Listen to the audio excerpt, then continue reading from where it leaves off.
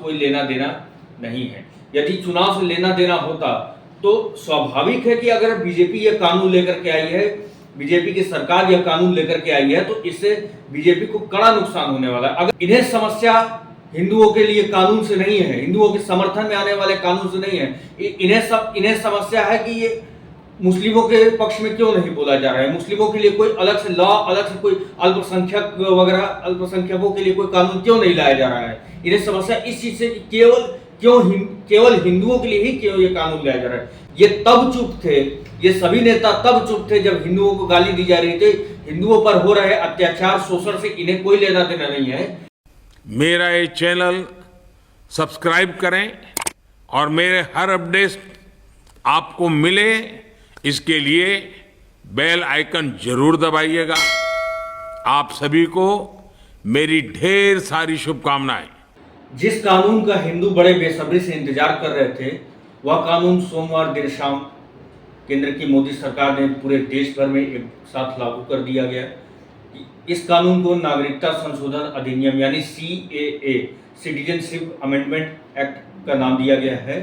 और इस कानून के जरिए, अब चर्चा हो रही तो बात कर लेंगे यह कानून है क्या। इस कानून के जरिए पाकिस्तान, बांग्लादेश और अन्य इस्लामिक देश यानी जो गैर हिंदू देश हैं, उनमें सताए हुए शोषित जो हिंदू भाग करके हमारे यहाँ शरण लेके आए हैं, उन्हें इस कानून के जरिए नागरिकता दी जाएगी।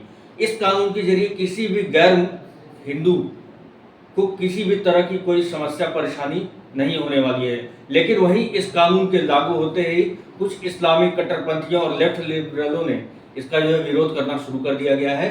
मोदी के इस फैसले के खिलाफ, मोदी सरकार के इस फैसले के खिलाफ विपक्षी नेताओं का कहना है कि ये जो कानून है वो पूरी तरह से विभाजनकारी कानून है और गोडसे की सोच से प्रेरित है, इसलिए इससे मुस्लिमों को दोयम दर्जे का नागरिक माना जाएगा।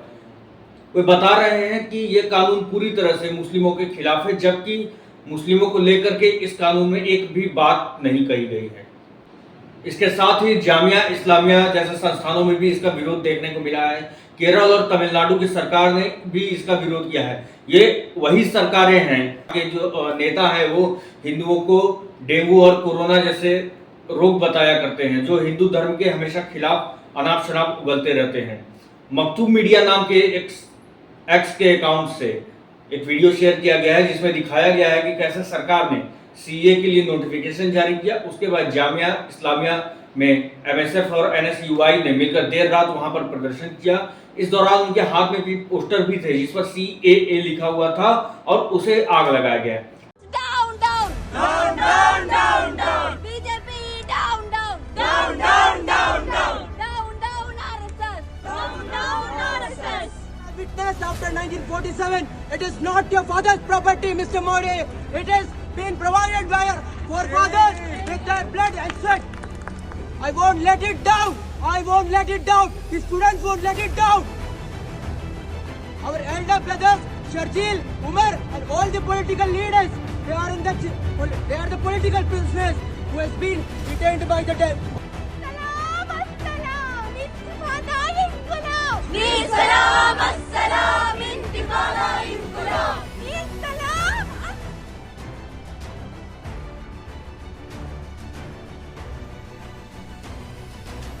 अभी और रुकिए, ये आंदोलन इतने पे ही खत्म नहीं होता है।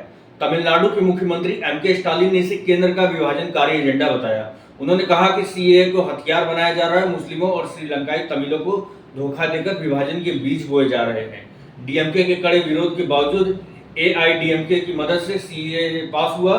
लोगों ने विरोध किया तो इसे ठंडे बस्ते में रख दिया गया। लेकिन जैसे जैसे चुनाव नजदीक आ रहे हैं, PM मोदी राजनीतिक लाभ के लिए धार्मिक भावनाओं का इस्तेमाल चाहते हैं। लेकिन भारत के लोग इस विभाजनकारी नागरिकता संशोधन अधिनियम के लिए उनको कभी माफ नहीं करेंगे और उनको कड़ा सबक सिखाएंगे। पहली बात तो यहाँ पर यह क्लियर हो जाती है कि ये इस कानून का चुनाव से कोई लेना देना नहीं है।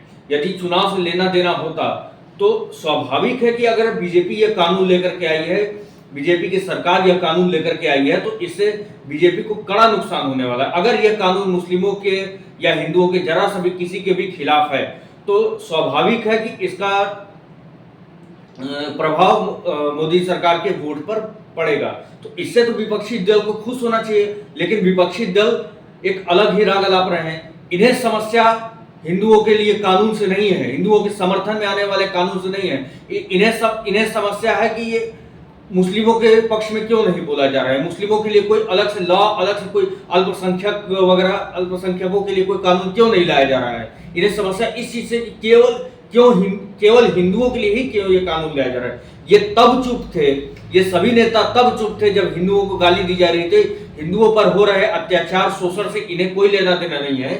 दिल्ली सरकार ने जब 160 हिंदू शरणार्थियों को नोटिस देकर के बस्ती खाली करने को कहा, तब इनके पास इनके जो चमड़ी की जुबान थी वो पूरी तरह से सूख गई थी। इनके हाथ की नलियां जो है वो लिखते लिखते जो है हाथ की नलियों का जो खून है वो रुक गया था। इन्हें समस्या इन चीजों से है कि आखिर ये जो कानून मोदी सरकार ला रही है वो हिंदुओं के पक्ष में ही क्यों ला रही है। AIIM के चीफ असदुद्दीन ओवैसी क्या कहते हैं?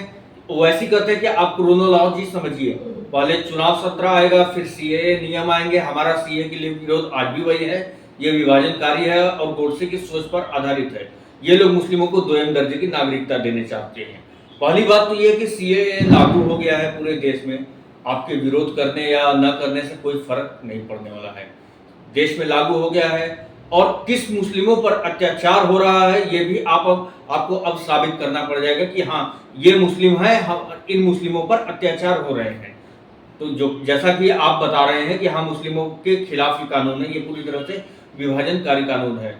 तो स्वाभाविक है कि यदि विभाजनकारी है तो किन मुस्लिमों पर अत्याचार हो रहा है ये भी आपको पूरी तरह से स्पष्ट करना पड़ेगा, क्योंकि ओवैसी जैसे नेता पहले ही मुस्लिमों को भड़काने का कई बार काम कर चुके हैं।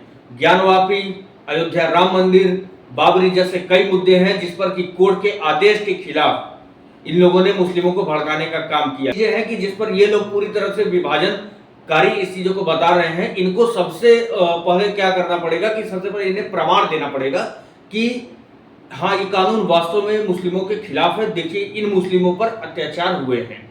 गौरतलब है कि कल केंद्र सरकार ने CAA यानी नागरिकता संशोधन कानून को की अधिसूचना जारी की।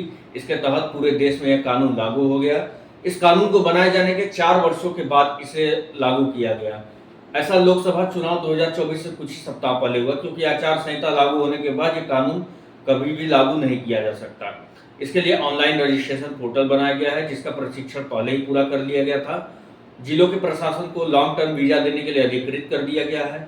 इसके लिए एप्लीकेशन भी बड़ी संख्या में सरकारों के पास आए हैं, जिसमें सबसे ज़्यादा जो एप्लीकेशन आए हैं वो पाकिस्तान से हैं। इसके तहत पाकिस्तान, अफगानिस्तान और बांग्लादेश के अल्पसंख्यकों को यानी जो हिंदू, सिख, ईसाई, बौद्ध, जैन और पारसी हैं उन्हें भारत की नागरिकता दी जाएगी, जिन पर वहाँ इस्लामी अत्याचार होता रहा है और वे लोग उस देश को छोड़ करके भारत में आकर के शरण ले चुके हैं। दिसंबर 2014 तक इनमें जो पीड़ित भारत में शरणार्थी बनकर रहे हैं उन्हें अब यहाँ की स्थानीय नागरिकता मिलेगी, यानी अब वे भारत के निवासी कहलाएंगे।